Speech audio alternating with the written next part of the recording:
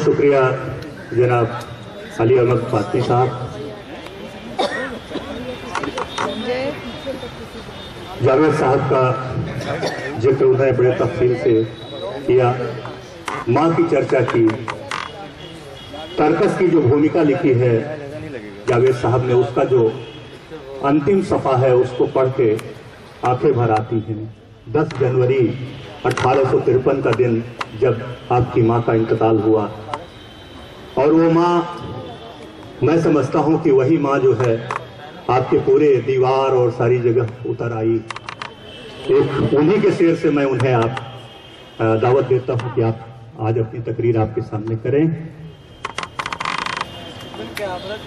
वो शत्रुन पिघली तो हर सह में ढल गई, जैसे अजीब बात हुई है तुझे भुलाने में। माँ के लिए मुझे लगता है ये शेर जावेद साहब ने कहा है, और उनकी हर फिल्मों में माँ का जो किरदार है वो आप सबके सामने है। मैं आवाज़ दे रहा हूँ, आमंत्रण दे रहा हूँ आज के चीफ गेस्ट जनाब जावेद अख्तर साहब को, वो आएँ और भारतीय सिनेमा कला के 100 साल पर अपनी तकरीर पेश करें। बहुत ही सम्मान के साथ आदरणीय जावेद अख्तर साहब।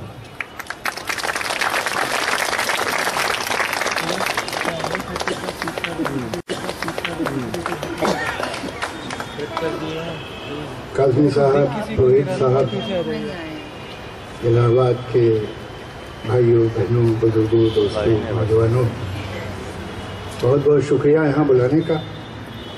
अभी राजेश मिश्र साहब ने जब शुरू में मेरा परिचय दे रहे थे तो उन्होंने कहा कि ये किसी परिचय के मोहताज नहीं है।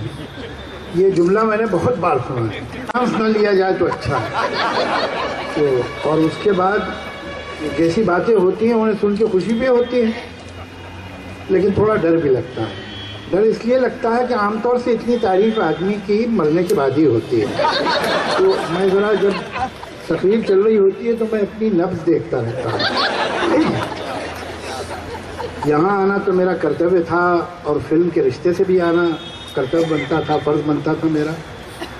आप जिन फिल्मों का नाम सुन रहे थे, वो दीवार हो, जंजीर हो, शोले हो, त्रिशूल हो, उसका हीरो तो आपने ही दिया हमें।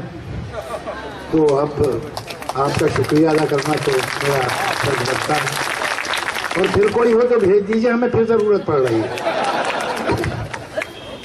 आज का जो विषय है वो बड़ा दिलचस्प है, और मैं समझता हूँ वो विषय हम सबके ही लिए दिलचस्प है।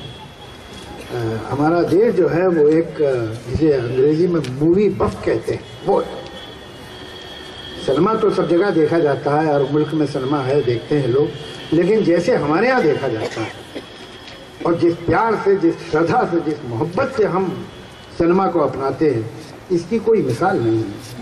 दुनिया का कोई मुल्क है जहाँ पर फिल्म स्टार्स के मंदिर बन गए हों सिवाय इस देश के? यहाँ हमारे यहाँ तो मैंने अपने कॉलेज के ज़माने में देखा है कि एक दिलीप कुमार के फ़ैन थे, दूसरे देवानंद के फ़ैन थे, कॉलेज में पढ़ते थे, झगड़ा होता तो न ये उनकी बुराई करते थे न वो उनकी बुराई करते थे। एक देवानंद की बुराई करने लगता था, एक दिलीप कुमार की बुराई करने लगता था, इस तरह प्रॉक्सी में झगड़ा करते थे। तो ये जो मोहब्बतें हैं हमारी, और जो हमारी फिल्म से जो रिश्ता है वो बड़ा मजबूत है, बड़ा गहरा है।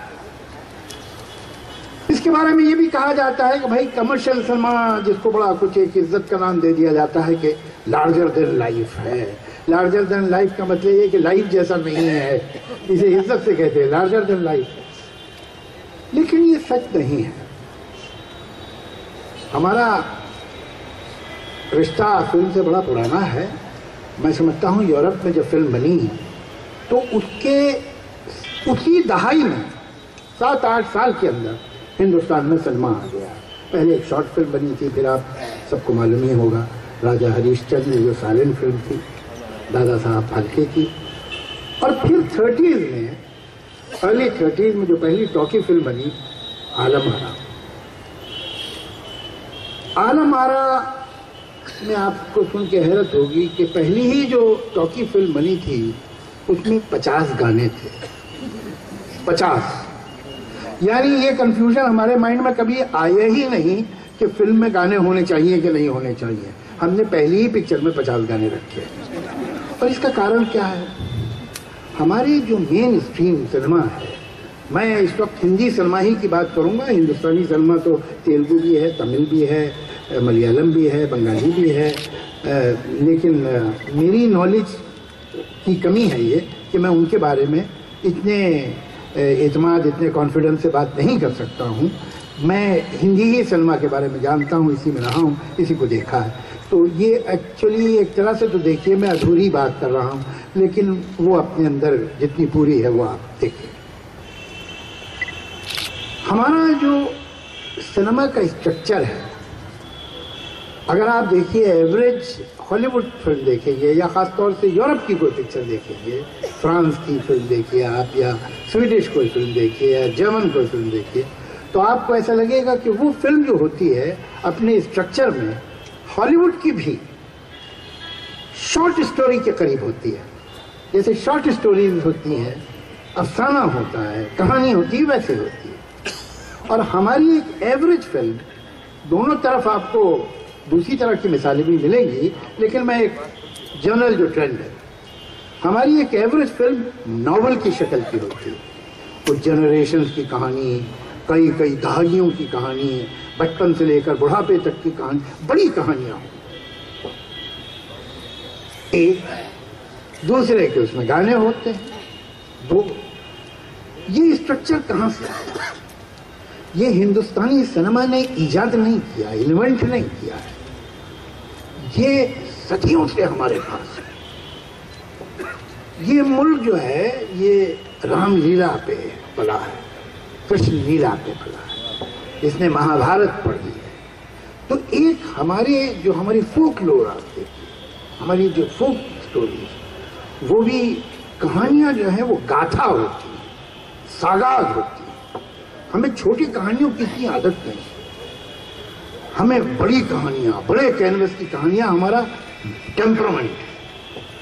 उसके बाद क्या हुआ, जब तक ये आलमारा नहीं आई थी, नौटंकी थी, रामलीला कृष्ण लीला थी। फिर शहर में एक थिएटर था जिसका नाम था उर्दू पारसी थिएटर। उर्दू पारसी थिएटर इसलिए कहलाता था कि आमतौर से उसके राइटर उर्दू के होते थे और आमतौर से उसके एक्टर, मालिक और डायरेक्टर पारसी लोग होते थे। ये थिएटर शहर से शहर दूसरे घुमा करते थे और इसके जो प्लेज मौजूद हैं वो बड़े कमाल के।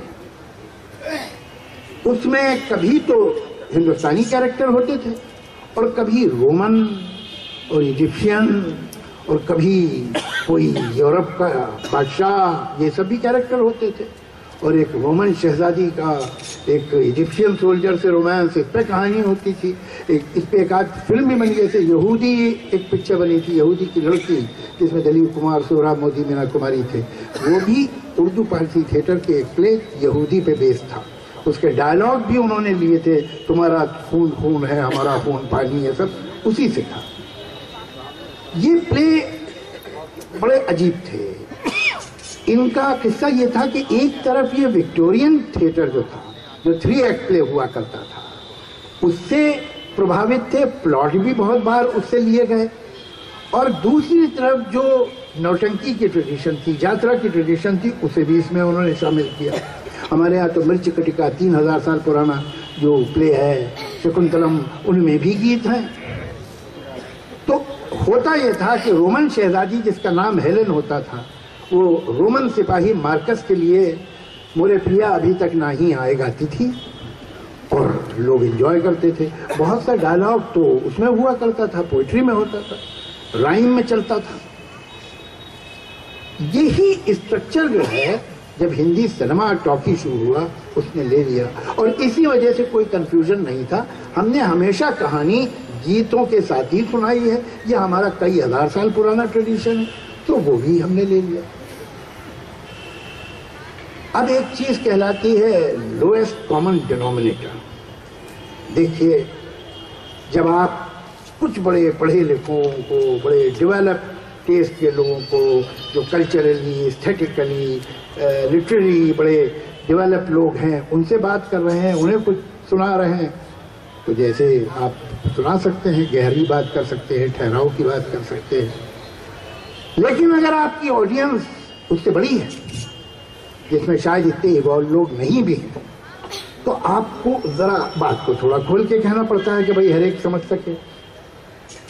अब आप ये देखिए कि फिल्म का और उसकी ऑडियंस का एक अटूट रिश्ता है।